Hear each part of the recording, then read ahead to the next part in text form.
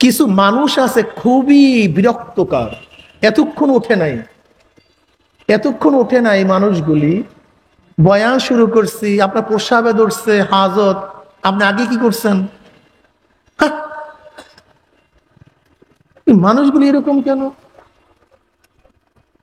উঠবেন তো এখন উঠেন, জিকির করে কয়েকবার। যারা উঠার উঠেন, লা ইলাহা, যারা উঠেন লা ইলাহা ইল্লাল্লাহ, লা ইলাহা, যারা উঠেন লা ইলাহা ইল্লাল্লাহ, লা ইলাহা ইল্লাল্লাহ, লা ইলাহা ইল্লাল্লাহ মুহাম্মাদুর রাসূলুল্লাহ। বাস।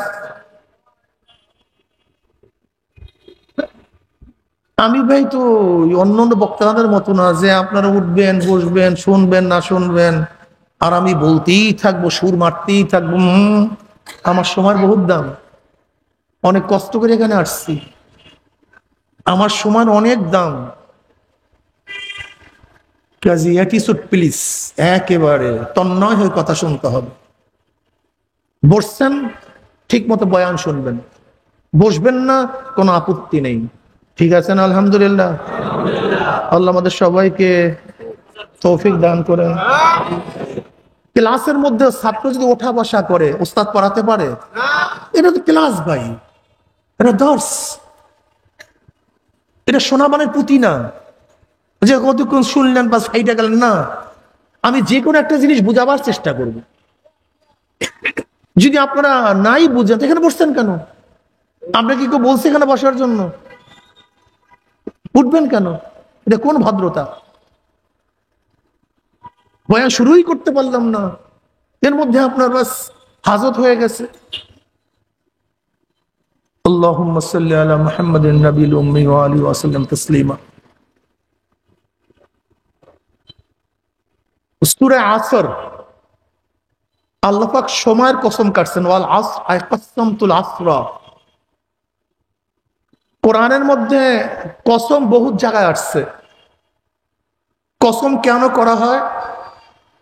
কথার গুরুত্ব বোঝাবার জন্য, কথাকে সত্যায়ন করার জন্য, তাসদীক করার জন্য। ছোট বড়র কাছে কসম করে, বড় ছোটর কাছে কসম করে না। আসামি জজের কাছে কসম করে, কিন্তু জজ আসামির কাছে কসম করে না। সন্তান বাবার কাছে কসম করে, কিন্তু বাবা সন্তানের কাছে কসম করে না। ছাত্র উস্তাদের কাছে কসম করে, কিন্তু উস্তাদ ছাত্রের কাছে। যেহেতু আমরা কি বুঝলাম? ছোট বড়র কাছে কসম করে, কিন্তু বড় ছোটর কাছে কসম। আল্লাহ ছোট না বড়? আল্লাহু আকবার আলা কুল্লি শাইইন। সব দিক থেকে, সব জিনিসের সাথে কে বড়? আল্লাহ কেন কসম কাটবেন? কথাকে সত্যায়ন করার জন্য কসম করে। আল্লাহ পাক সত্যবাদী না মিথ্যাবাদী? আল্লাহ পাক নিজেই বলেন, আমান আসতাকু মিনাল্লাহি কিলা। আল্লাহর চেয়ে সত্যবাদী কি আছে? আল্লাহ সবচেয়ে সত্যবাদী, আল্লাহ সবচেয়ে বড়। তা আল্লাহ কসম করবেন কেন? এতক্ষণ যে কথা বলছি স্বাভাবিক নিয়ম, লেকিন মোহাব্বত একটা ভিন্ন জিনিস। যেখানে মোহাব্বত চলে আসে সেখানে স্বাভাবিক নিয়ম থাকে না। যেরকম বললাম যে সন্তান বাবার কাছে কসম করে, কিন্তু বাবা সন্তানের কাছে কসম করে না। লেকিন যখন মোহাব্বত চলে আসে এই কানুন থাকে না। যেমন বাবা সন্তানকে বলতেছে, আমার ছেলে তুমি আম বাগানে যেও না, সেখানে বাঘ। আম খাওয়ার জন্য বাগানে যেও না, সেখানে কি আছে? কিন্তু সন্তানকে বাবা যতই বুঝাবার চেষ্টা করে, কিন্তু চোখের দিকে তাকায়া দেখতেছে সন্তানের মধ্যে আমের লোভ বেশি, বাবার কথা মানতে। এখন বাবার মধ্যে মহব্বত চলে আসছে। বাবা বলছে, আমার সন্তান আমি আল্লাহর কসম খেয়ে বলতেছি তুমি আম বাগানে যেও না, সেখানে বাঘ আছে। এতক্ষণ আমি জানছি সন্তান বাবার কাছে কসম করে, এখন দেখলাম বাবা সন্তানের কাছে কসম করছে। কিসের কারণে?